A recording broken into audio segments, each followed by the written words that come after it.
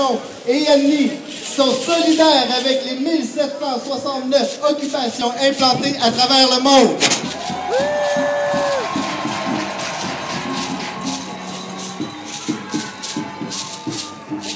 Notre avenir est en péril. Nous sommes pris au piège dans un système contrôlé par des hommes d'affaires et des grands investisseurs en quête éternelle de profit.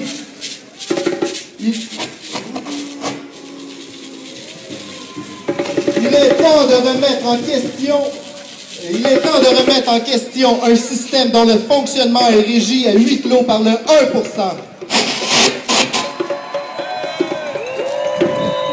Nous sommes celles et ceux qui refusent de mettre en péril la vie à des fins pécuniaires.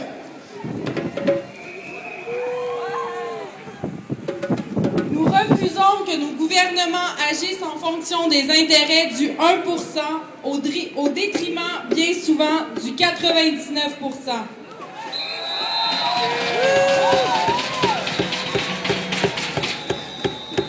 Nous occupons un lieu en plein cœur du monde des finances pour signaler les injustices envers le 99%.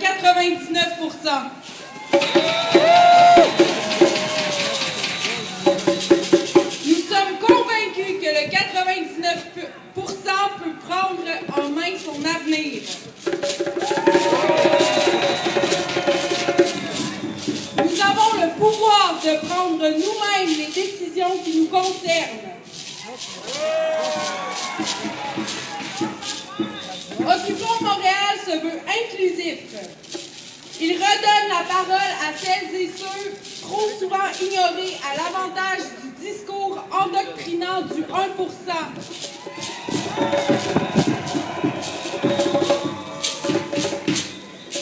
Il nous faut aller à la racine des problèmes que le système engendre.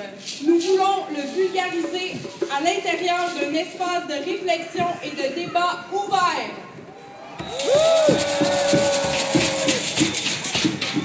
Nous nous engageons à encourager la démocratie participative en favorisant la création de groupes de discussion, d'échange, de débat et de réflexion motivant l'action.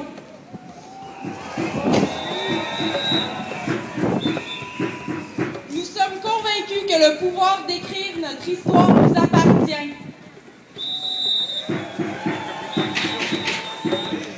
L'espoir d'un changement durable doit renaître.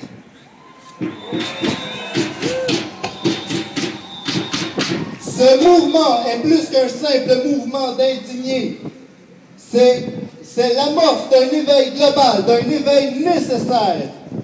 Nous sommes le 99%. Vous êtes le 99%. Occupons Montréal!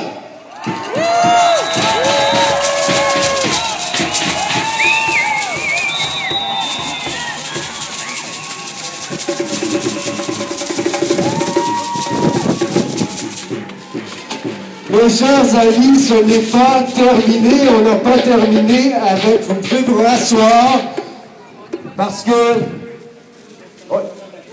vous pouvez vous rasseoir parce que les paroles qui suivent vont être importantes, tout comme ceux qu'on vient d'entendre, tout aussi importantes. Ce que j'aimerais faire, ce que j'aimerais vous proposer en ce moment, c'est qu'on s'adresse aux indignés qui sont aux prises avec le système, encore plus directement que nous, qui en ont souffert du crash, souffert de perdre leur maison, souffert de perdre leurs usines, et tout ça s'en vient ici.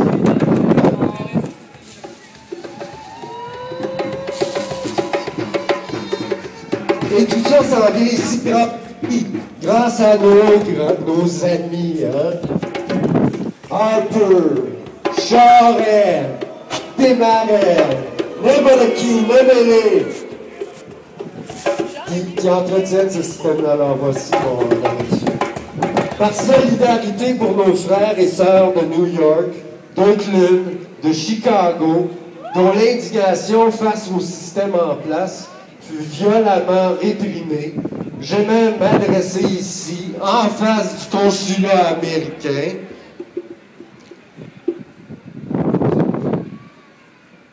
J'aimerais m'adresser qui ont été indignés face au système en place qui fut violemment réprimé, excusez-moi. J'aimerais m'adresser à vous, ici présents, dans les mots d'un de leurs sages concitoyens, Chris Hedges. C'est un journaliste et un lauréat du prix Pulitzer au New York Times. Alors voici l'allocution de Chris Hedges. Le recours de plus en plus manifeste à la force par les élites pour maintenir le contrôle ne doit pas mettre fin aux actes de résistance.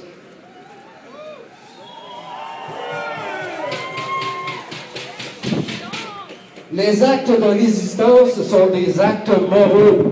Ils prennent vie parce que les gens de conscience comprennent l'impératif moral de remettre en question les systèmes d'abus et de despotisme.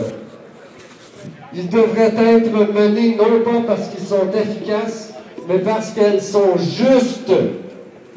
Ceux qui commencent ces actes, nommément nous et nos frères et sœurs partout sur la planète en ce moment, ceux qui commencent ces actes sont toujours peu nombreux et rejetés par ceux qui cachent leur lâcheté derrière leur cynisme.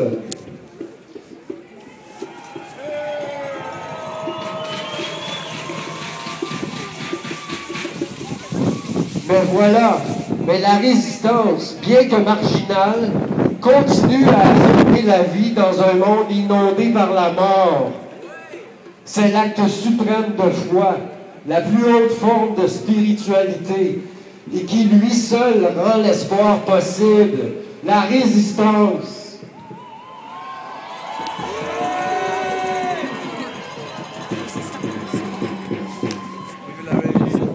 Ceux qui ont commis des actes de résistance ont très souvent sacrifié leur sécurité et leur confort, souvent passé du temps en prison et dans certains cas ont été tués. Ils ont compris que pour vivre dans le plein sens du mot vivre, exister en tant qu'être humain libre et indépendant, même dans la nuit la plus sombre de la répression de l'État, cela signifie défier l'injustice.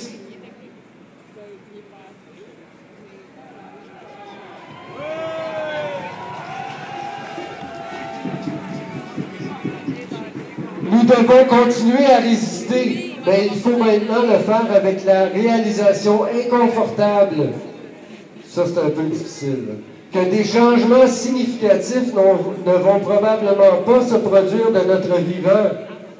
Puis il y en a ici qui ont dit ça, des grands poètes à nous qui l'ont compris ça, bien avant notre rassemblement d'aujourd'hui. Quand les hommes vivront d'amour, ils seront libres, mon frère, mais ils seront morts aussi.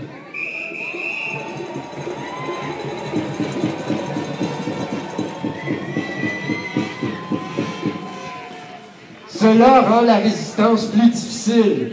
Cela déplace la résistance du domaine du tangible et de l'immédiat vers l'abstrait et l'indéterminé.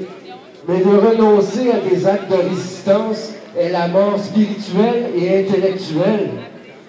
Cela revient à se rendre à l'idéologie déshumanisante du capitalisme totalitaire. Non, mon micro, il sera pas. Donc, poursuivons rapidement. CIA, go home! CIA, go home! CIA, go home! OK, on va faire vite parce que les micros sont bons numérotés. Les actes de résistance maintiennent en vie un autre récit, maintiennent notre intégrité et donnent de la volonté aux autres.